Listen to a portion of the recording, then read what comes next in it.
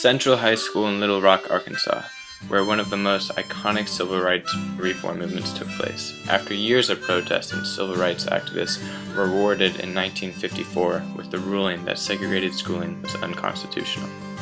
This case was fought for by Thurgood Marshall and was one of the most iconic cases in all of United States history. With the outline of segregated schooling in the entire country, each state went about integration in its own way. Located in the Deep South, the Board of Education in Little Rock, Arkansas had to create a plan to integrate their schools. Virgil Blossom created a plan to integrate the Little Rock School District, starting with lower grade levels in elementary schools and transitioning down into junior high and finally to high schools. Due to the amount of protest from the parents of the elementary school children, the plan changed to high schools directly. Named the Virgil Blossom Plan, the NAACP, National Association for the Advancement of Colored People, fought the school district on how slowly the Little Rock School District planned to integrate the school.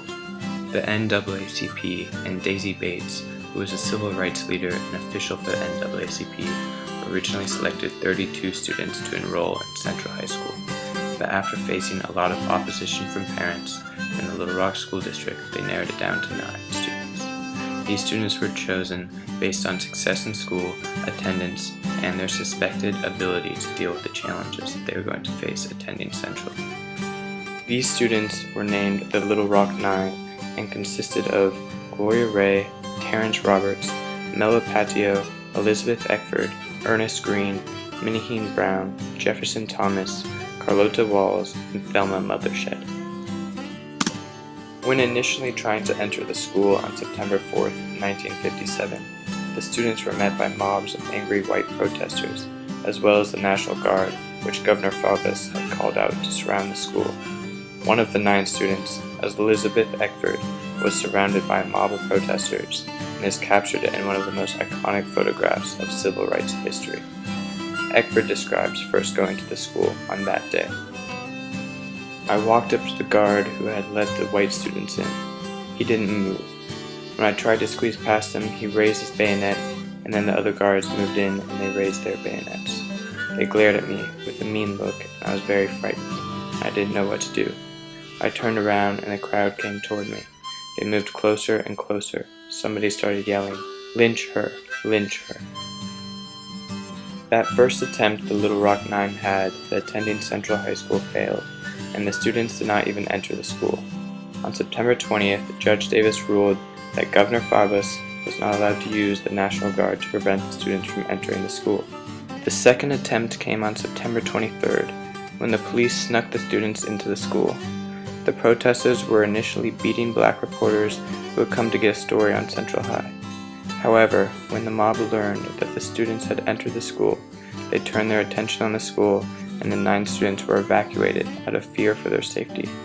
President Eisenhower acted boldly and federalized the Arkansas National Guard, also called the 101st Airborne, to protect the students. On September 25th, the students entered the school under heavy protection. The Little Rock Nine students faced intense discrimination and hate in Central High School. Constant acts of violence by the white students were rarely reported. I was beginning to resign myself to the fact that white people were definitely in charge, and there's nothing we could do about it, said Mella Patio Beals in her book, Warriors Don't Cry, about her experience in attending Central High. All of the students suffered abuse at Central High School and were not allowed to retaliate. One of the students, Miniheen Brown, was expelled after a white student struck her and she responded by calling the student white trash. The desegregation of Central High School was the center for the movement around desegregation. Civil rights activists were supportive and hopeful with all the events occurring at Central, though many felt that the process was moving too slowly. What was happening in Little Rock was changing customs that were hundreds of years old. Through all this suffering the students went through and the oppression they faced from white segregationists, they had a lot of people supporting them. First and foremost, their families. The NAACP, Daisy Bates, who was constantly with them and fighting for them, and Martin Luther King Jr., who wrote a letter pleading the violence at Little Rock to stop. The eyes of the nation were looking at what these 9 students were doing. Politically, this process of integration was brand new for all levels. From the ruling in Brown v. Board of Education, all political processes were going to change. Governor Faubus fought desegregation with all of his power. He was racist, but his actions could have been politically motivated, as he was going up for re-election. Eisenhower first addressed the problem in Little Rock by agreeing to meet Governor Faubus to try and resolve the conflict. This did not accomplish anything, and Eisenhower had to federalize the National Guard to protect the students and proceed with the integration process. This power that Faubus had was hotly debated during this time period. Eisenhower involving himself was a bold move for any president.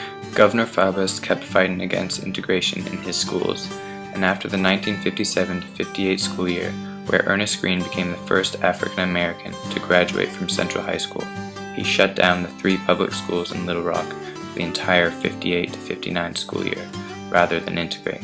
However, a federal court ruled that Faubus could not shut down the schools, and in the summer of 1959, white schools opened early with black students in it. The desegregation of Central High School was the part of a huge change in an entire nation. The integration of this school was a daunting task, mainly due to its location in the Deep South and the mindset that goes along with that. This process showed the massive resistance to social change, as well as the federal government's will to enforce African Americans' rights. There is no doubt that the struggle the 9 students went through cannot be imagined today, but their struggle was unfortunately necessary for our entire nation to progress forward.